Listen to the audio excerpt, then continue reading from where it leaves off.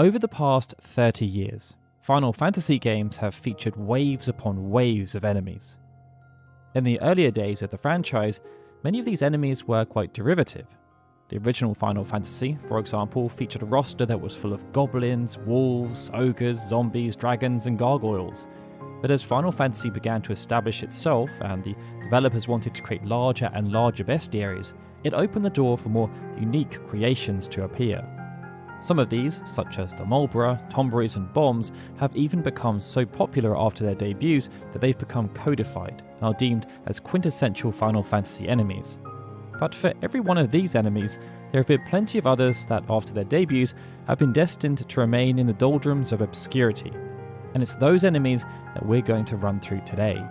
So without further ado, here are 7 of the most obscure monsters to have featured in mainline Final Fantasy games, and we're going to kick things off with an incredibly weird abomination that was created for Final Fantasy VII. But quickly, before we do, an update on our collaboration with Lost in Cold. Last year we announced that we'd be working with Lost in Cold on their upcoming premium video game journal called Lock-On. It will have a specific focus on Final Fantasy, featuring interviews with Hironobu Sakaguchi and Noboru Uematsu, and thoughtful analysis from the likes of Ben Starr, Lucy James, Tim Geddes, and me, as I'll be writing a piece about Final Fantasy II. So far the campaign has been a huge success, and this has led to Lost in Cold extending the deadline so that there's more opportunity for people to get their hands on the limited premium and deluxe editions, which feature a stunning cover designed by Yoshitaka Amano. If this sounds of interest, be sure to visit the link in the description below for more information. Now, Final Fantasy VII features perhaps one of the strangest bestiaries in the history of the franchise, and it's so extreme that this video could have quite easily been focused on that topic in isolation, which may be something we look into in the future. After all, this is a game that featured a literal house and also these things. But when narrowing it down to just one entry, it has to be the Heavy Tank. Found inside the reactor area of the optional Gongaga location, where the Titan materia could be obtained, the Heavy Tank was quite unlike anything else seen within the game, or indeed Final Fantasy as a whole. Dinosaurs had featured throughout the 8-bit and 16-bit era, with the Tyrannosaurus Rex and the Brachiosaurus serving as prominent examples, and Final Fantasy creators had also not been shy when including various mechanical enemies, but never before had there been any kind of mechanical dinosaur fusion. In this regard, the Heavy Tank was a fusion between a Triceratops and a tank, and it's because of this that the enemy has affectionately become known as either Tankceratops or Triceratank. And what's perhaps most interesting is that its 3 abilities, which all revolved around delivering physical damage to the player, were created to be unique to this enemy. Outside of the fringe encounter in Gongaga, the Heavy Tank also had the chance to appear within the 3rd round of the Battle Square, but only after the Tiny Brongo had been obtained and only before the Highwind had been acquired. In terms of wider application, however, the Heavy Tank was quite useful. Those wanting to explore maximising their character's stats would need different types of sources, and the Heavy Tank could be morphed into a power source which could be used to permanently raise a party member's strength stat by 1. Based on all of these factors, it's going to be very interesting to see whether the Heavy Tank returns in Final Fantasy VII Rebirth, but based on how they handled the Hell House, it wouldn't be too surprising at all to see it appear as a nasty boss in the Gongaga region.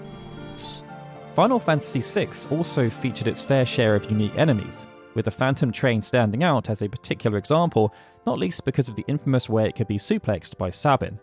But if we're looking at enemies that were far more obscure, then focus has to be placed on the Alluring Rider, or Kritik as it was known in the original North American localization.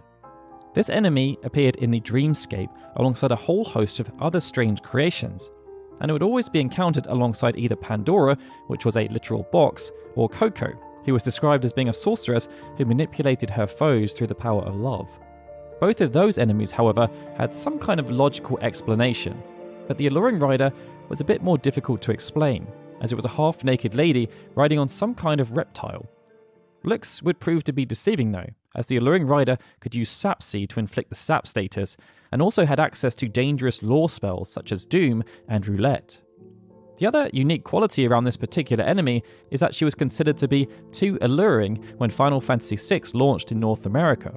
As such, her outfit was modified so that she would show off a bit less flesh.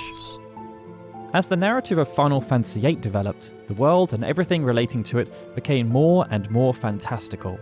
Such was the nature of these tonal shifts that it even led to the creation of some rather fascinating fan theories, with the surprise appearance of Mumbas being part of the Squall is Dead theory. But even though Final Fantasy VIII does feature plenty of weird and wonderful enemies, including the troublesome Propagators, perhaps the most obscure has to be the Slapper. This enemy can be found within Galbadia Garden during the Garden Clash sequence. The majority of the conflict centered around students and soldiers fighting against each other with no real whiff of anything supernatural taking place. But when navigating through to try and find Sorceress Edea, when venturing across the ice rink, the party would be attacked by hulking demi-human ice hockey players that would hit them with their sticks. The intriguing point about this particular enemy is that even though it was quite jarring and unexpected, the appearance of the Slappers would be foreshadowed. When visiting Galbadia Garden for the first time, it was possible to visit the locker rooms connected with the ice rink. Inside, one of the students referenced the fact that the garden had demi-human athletes. The other expansion to the story was that the jersey worn by the demi-human ice hockey players ended up being made into a physical piece of merchandise. And that product, which revealed that their name was the Galbadian Bears, has since become one of the rarest and most sought-after pieces of Final Fantasy VIII merchandise. By the time Final Fantasy X had released, there were waves upon waves of strange enemies that had proliferated throughout the franchise. And in this regard, one of the strangest has to be the Demon Wall.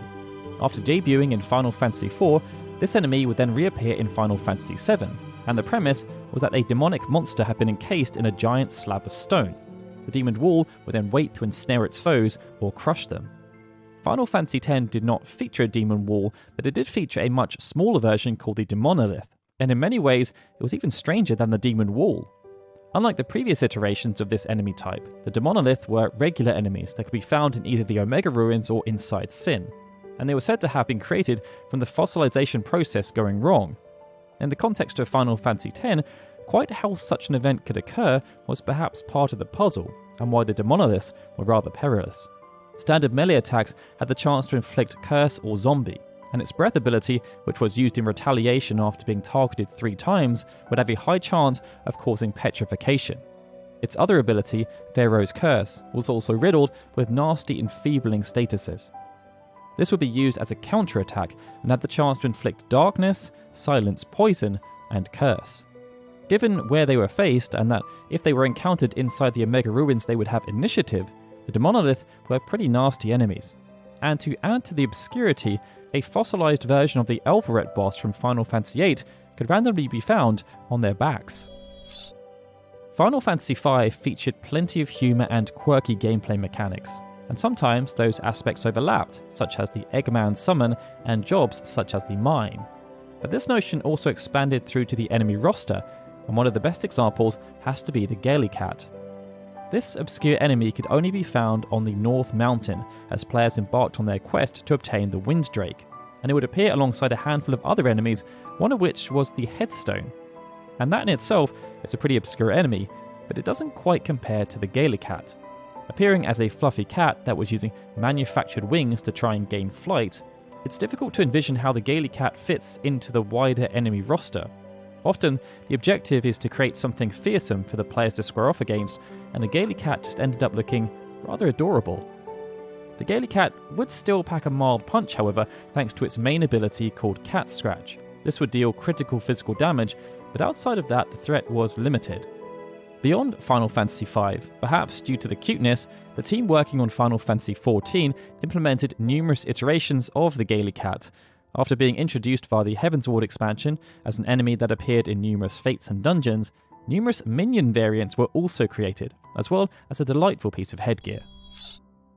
Sticking with the subject of headgear, the next entry on our list comes from Final Fantasy XIII, where a venerable enemy type was turned into something much more unique. Flans have been appearing in Final Fantasy ever since the beginning, but they didn't get their iconic design until the second installment of the franchise. Since then, countless variants have been introduced, but Final Fantasy XIII took this notion to a whole other level through the introduction of military bred Flans. Of the 2 variants that existed, we're going to focus on the Flanitor, which could be found in either Palamporum or the Palamecia. There were a few aspects that made this Flan rather obscure in comparison to all the others that have been created over the years. For one, it was wearing a helmet, and this helmet had a siren on the top that would go off whenever it came into range of an enemy. When entering into a combat situation, instead of dealing some kind of evil magic damage that we'd been used to from Flans, the Flanitor would instead deal mild physical damage. But they would spend the majority of their time using Rescue to keep replenishing their health. This aspect would then be made more frustrating if the other variant of Flan was present, as the Flamborg was designed to be an offensive military model. Should the Flamborg be around, then Flanitors would be tasked with keeping them alive for as long as possible. Perhaps due to the fun nature of the Flanitor, they would then return in both Final Fantasy XIII-2 and Lightning Returns, and in 13-2 they could even be recruited as a medic. That then brings us onto the last entry on this list, which is perhaps the most obscure, and that sentiment applies to both its design but also its in-game application. Final Fantasy IX featured plenty of unique and interesting enemies, with the friendly monster standing out in this regard. But it was another enemy which could be encountered in forests all over the world which was even more obscure, and that monster was the Ragtime Mouse. From a visual perspective, the Ragtime Mouse felt like something out of Alice in Wonderland, with accentuated physical features and a giant mouth complete with a single eyeball on a stalk appearing in place of a more traditional head. But what made this enemy perhaps more obscure than any other in the history of the franchise was that it forced the entire battle scene to be modified. Instead of attacking the monster, as players have been conditioned to do so for many years, the Ragtime Mouse instead asked a true or false question, and the player would need to attack the true or false enemy type depending on what they believed to be the correct answer. In total, there would be 16 questions that would need answering, and they would all test the player's knowledge of the lore associated with Final Fantasy IX. Should all questions be answered correctly, the party could win up to 70,000 gil and a ton of experience. And in the more modern iterations, they would also unlock the trophy or achievement called Beating the Ragtime Blue. Now, each of these encounters would leave a lasting impression for one reason or another, and we can't wait to see if any of them feature as the franchise continues to build out over the years. But we're certain there are plenty more obscure monsters out there, so why not let us know in the comments below which you felt deserved a place, and who knows, maybe we'll feature them in a future video. Of course, if you enjoyed this video, then please feel free to hit the like button, and if you're a regular who hasn't subscribed, why not subscribe to the channel as well? There's no better time, as we have a ton of long-form content in the pipeline that we can't wait to share with all of you very soon.